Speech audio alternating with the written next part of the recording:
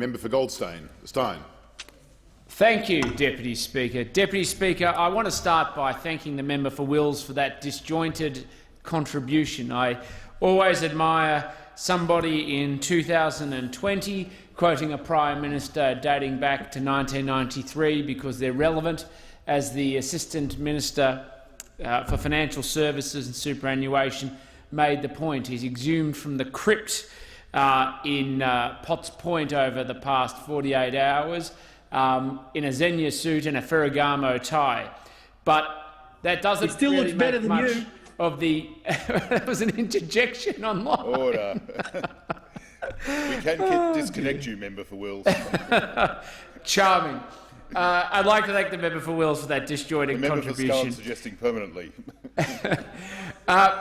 Look, let's face it. You know, despite the attempts by the member for Wills to criticise the government in his own little way, everybody across Australia right now knows the enormous challenges that all of us are facing. It doesn't matter where you are or who you are. There are Australians who are doing it tough because for the first time in their adult lives they found themselves underemployed or unemployed. We know that there are self-funded retirees who are struggling to make ends meet. We know that there are pensioners who can't go out and see their families.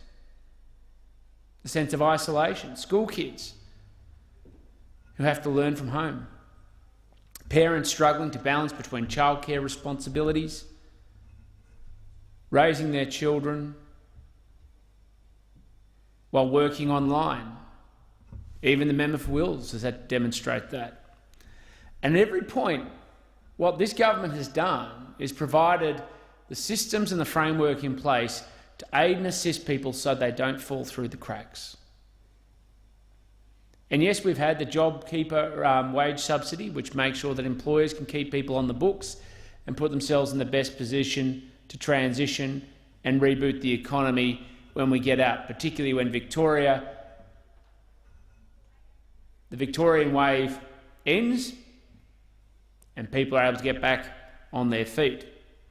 Yes, we've got the job seeker for those people who, and boost some extra payments for those people who found themselves unexpectedly unemployed. Yes, we've provided the support assistance to childcare so that where childcare is available and assistance can be provided, we can aid and assist parents. Yes, we provided $500 million to mental health support and assistance because we know, and I can say this first-hand, Deputy Speaker, many Australian families, but many, particularly Victorian families, are struggling with mental health.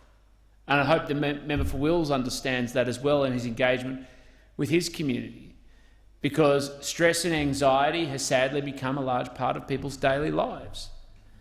I was recently on a town hall with the Prime Minister and the Goldstein electorate, and during it Alison spoke of the concern she had for the daughter of one of her friends, who sadly was at risk of suicide.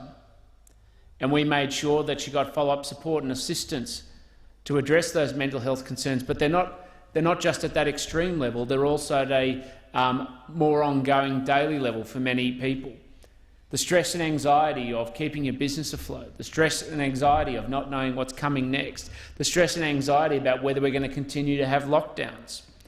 And that's why this government has adapted at every stage to address it. Now, I recognise that nothing against perfection for the opposition will ever do.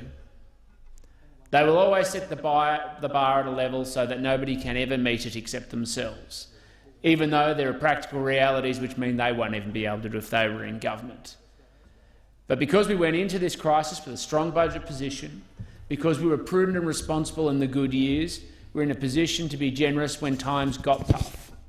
And we were able to transform so many public services to help Australians at their time of need. Many people who now can't even leave their homes, and again, I particularly stress in Victoria. So what do we have? The telehealth services that were often told and resisted by many years by different sectors of the community were available within days thanks to the Health Minister. The generosity and support that was able to be provided because of the efforts of the Treasurer and the Prime Minister.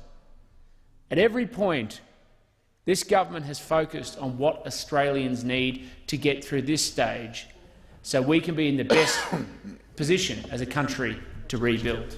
Order. The honourable member's time has expired.